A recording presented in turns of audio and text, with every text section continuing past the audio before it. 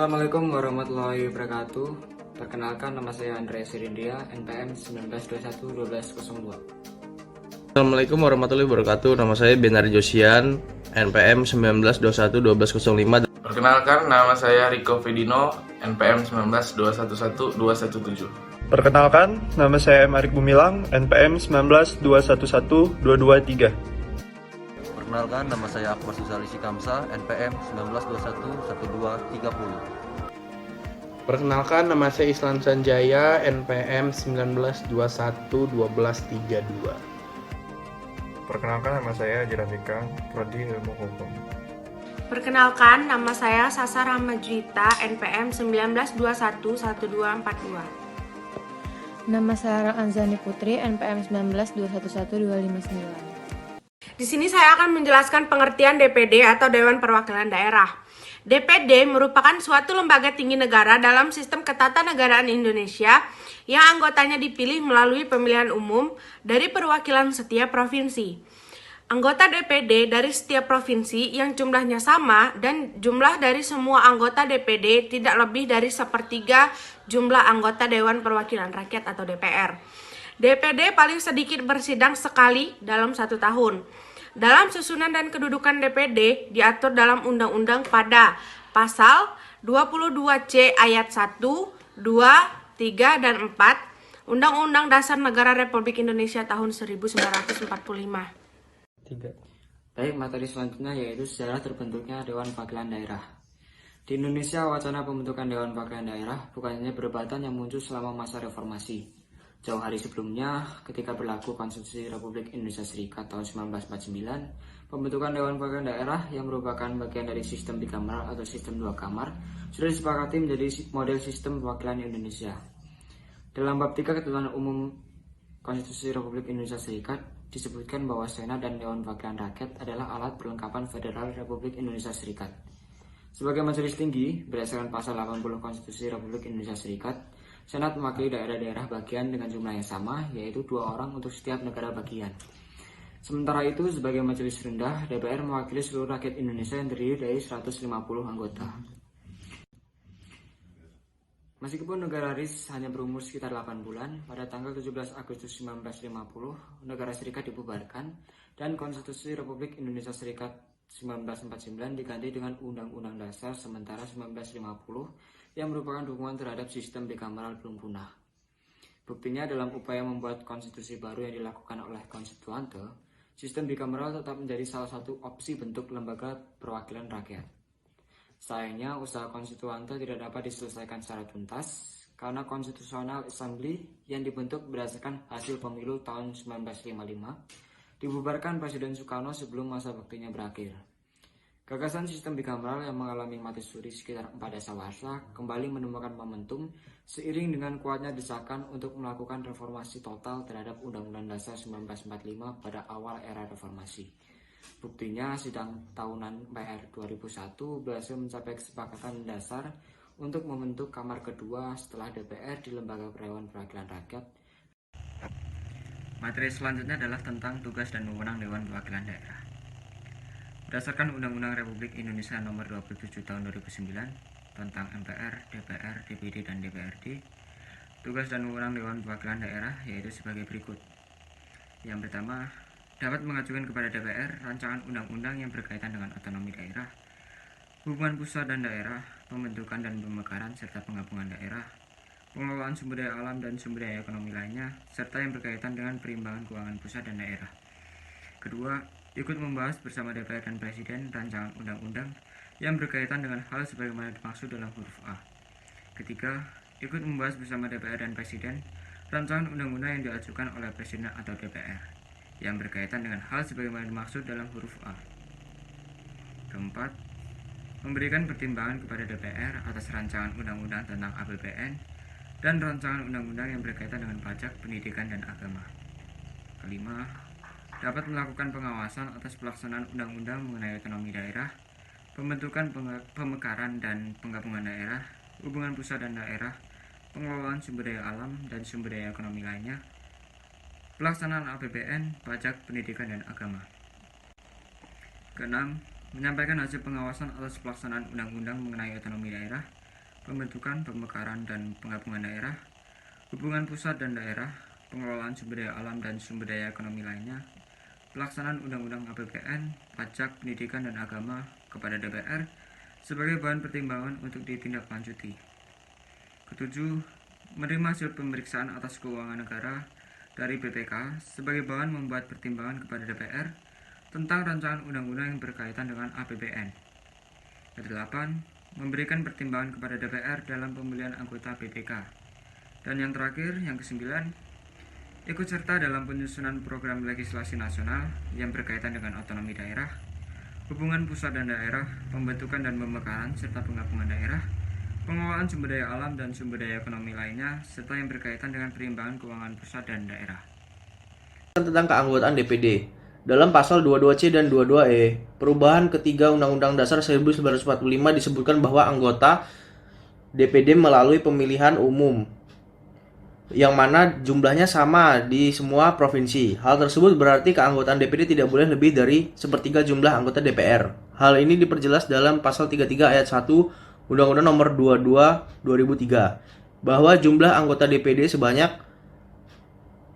Fungsi dan wewenang DPD. Berdasarkan pasal 223 Undang-Undang Nomor 27 Tahun 2009 tentang Parlemen, fungsi DPD adalah sebagai berikut. 1. Pengajuan usul kepada DPR mengenai rancangan undang-undang yang berkaitan dengan otonomi daerah, hubungan pusat dan daerah, pembentukan dan pemekaran serta penggabungan daerah, pengelolaan sumber daya alam dan sumber daya ekonomi lainnya, serta yang berkaitan dengan pertimbangan keuangan pusat dan daerah. 2. Ikut dalam pembahasan rancangan undang-undang yang berkaitan dengan otonomi daerah, hubungan pusat dan daerah, pembentukan, pemekaran dan penggabungan daerah, pengelolaan sumber daya alam dan sumber daya ekonomi lainnya, serta perimbangan keuangan pusat dan daerah.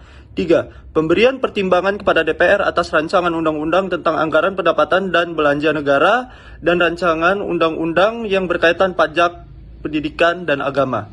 4. Pengawasan atas pelaksanaan undang-undang mengenai otonomi daerah, pembentukan, pemekaran, dan penggabungan daerah, hubungan pusat dan daerah, pengelolaan sumber daya alam dan sumber daya ekonomi lainnya, pelaksanaan APBN, pajak, pendidikan, dan agama. Di sini saya ingin menjelaskan hak dan kewajiban daripada Dewan Perwakilan Daerah atau DPD.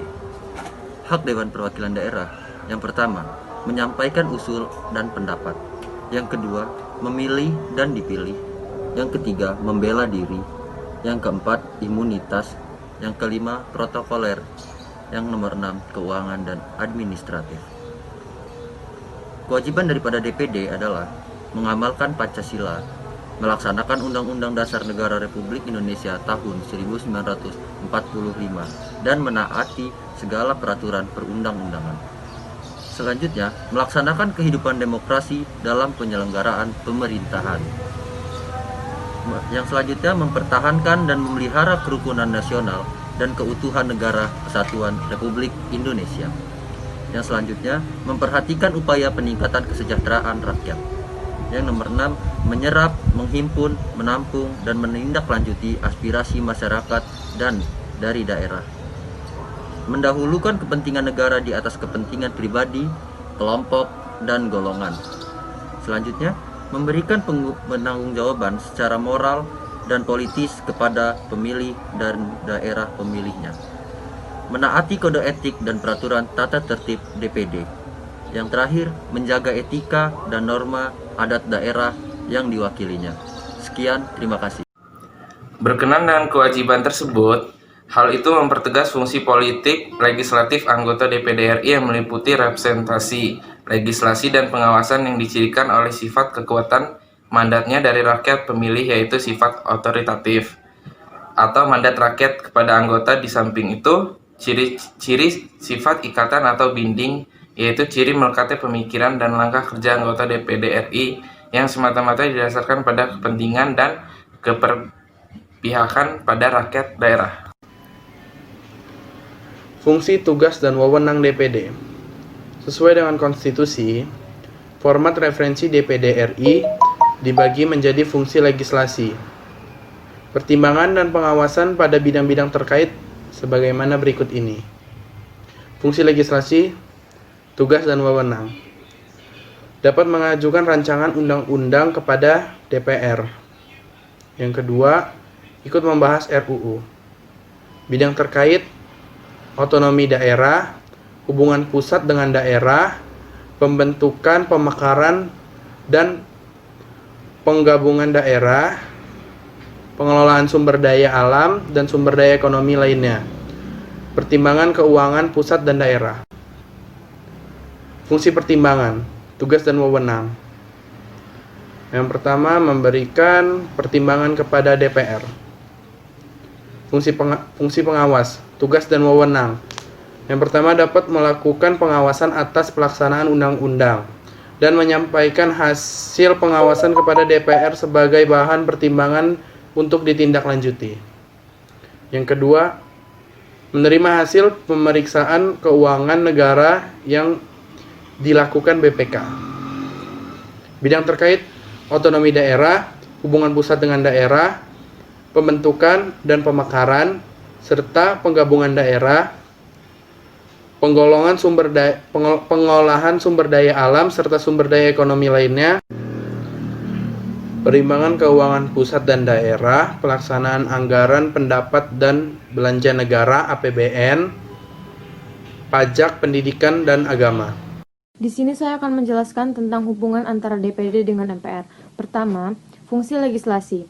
Perubahan pasal 20 ayat 1 Undang-Undang 1945 dari tiap undang-undang menghendaki persetujuan DPR mempunyai kekuasaan membentuk undang-undang. Dan penambahan pasal 20A ayat 1 bahwa DPD memiliki fungsi legislasi, fungsi anggaran, dan pengawasan, tidak saja berakibat pada melemahkan fungsi legislasi Presiden, tetapi memunculkan superioritas fungsi legislasi DPR terhadap DPD. Karena itu, ruang dapat mengajukan dan ikut serta dalam rancangan Undang-Undang 1945 yang berkaitan dengan otonomi daerah, hubungan pusat dan daerah.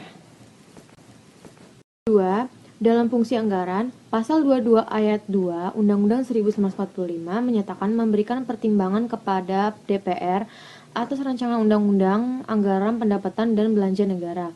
Dan yang ketiga, fungsi anggaran. Fungsi anggaran tidak berbeda dengan fungsi legislasi. Dengan anggaran, dalam fungsi pengawasan pun DPD mempunyai keuntungan yang sangat terbatas. Sesuai dengan pasal 22 ayat 3 Undang-Undang 1945, kemudian hasil itu disampaikan kepada DPR sebagai bahan pertimbangan untuk ditindaklanjuti. Hubungan antar DPR dan MPR. MPR terdiri dari anggota-anggota DPR dan DPD. Artinya, kehadiran DPD dan MPR tidak bersifat kelembagaan, melainkan perseorangan. Seandainya interpretasi konstitusi dipaksakan bahwa MPR ada apabila ada anggota DPR dan DPD yang hadir sekaligus. Tanpa kehadiran anggota DPD, maka forum MPR tidak absah. Cukup bagi DPR untuk seorang saja anggota DPD agar forum MPR menjadi sah.